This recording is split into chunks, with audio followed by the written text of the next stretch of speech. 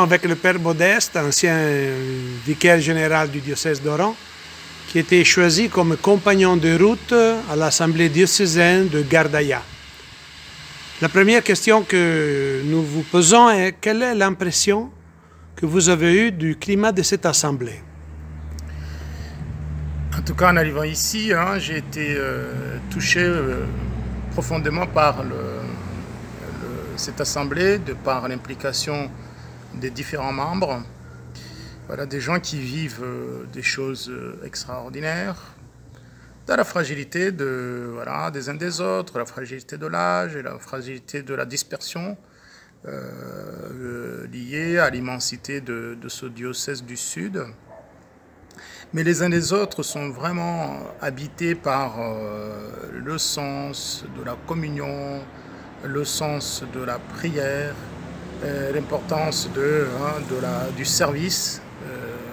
Voilà, c'est le fait de se mettre au service de ce pays, chacun d'aller avec ses charismes. Voilà, c'est vraiment je suis habité par la joie immense d'avoir participé à cette session et d'avoir été invité par l'évêque de ce diocèse, le Père John. Quelles sont les remarques, ce qui vous a plus touché pendant l'expérience de ces jours? Qu'est-ce que vous avez pu observer comme chose qui vous a frappé le plus?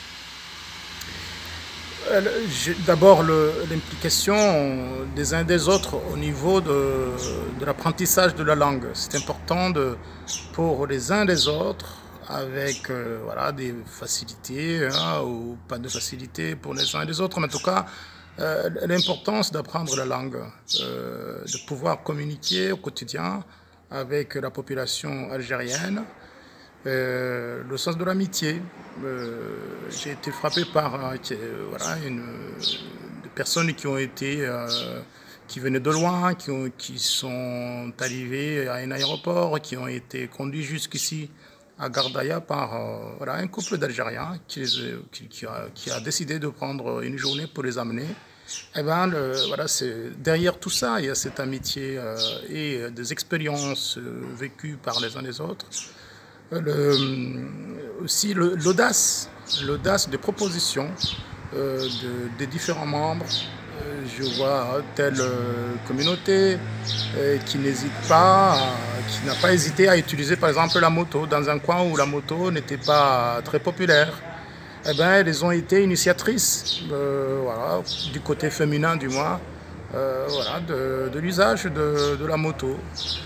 Je vois un tel service pour des personnes handicapées qui permet aussi qui donne l'occasion de pouvoir discuter avec les mamans, avec les parents. Voilà, toutes ces petites initiatives, mais accompagnées par ce que j'appellerais l'audace évangélique, l'audace que nous donne l'évangile. Vraiment d'être attentif à l'humain, d'être attentif à celui qui est plus fragile, de pouvoir communiquer, de pouvoir dialoguer, même dans des conditions parfois qui peuvent être difficiles. Et bientôt vous rentrerez dans votre diocèse. Qu'est-ce que vous apportez avec vous? Le fait que la fragilité n'est pas forcément une malédiction. La fragilité, d'abord, tous nous la traînons d'une façon ou d'une autre. Tous on est fragiles. Toutes les communautés humaines, pas uniquement l'Église. Voilà, nous avons en nous des fragilités. Et puis toutes les personnes sont fragiles d'une façon ou d'une autre. Je connais suffisamment ma vie pour savoir que moi-même, je suis fragile. Mais ça ne vaut pas la peine de se plaindre de notre fragilité. Je crois que nous avons peut-être à l'apprivoiser, à vivre avec, à l'accepter en tout cas comme une force. De toute façon, nous l'avons, cette fragilité. Et donc, de pouvoir vivre avec cette fragilité et de pouvoir vivre avec elle, peut-être comme effectivement une force. Et qu'est-ce que vous nous souhaitez à la fin de cette assemblée? Je souhaite profondément que ces expériences d'assemblée diocésaine, là j'étais dans le sud, mais que vraiment on puisse davantage les ouvrir. Alors, effectivement, on ne peut pas les ouvrir à beaucoup de membres venant d'autres diocèses, mais quand même que ce soit sur deux principes, qu'on puisse davantage ouvrir ces assemblées à quelques autres membres, pas un singleton, mais peut-être 2 ou 3, 4, qui puissent tout simplement être témoins de ce qui se vit de l'ordre de l'Esprit Saint avec ces assemblées diocésaines. Père Modeste, merci beaucoup et bonne route.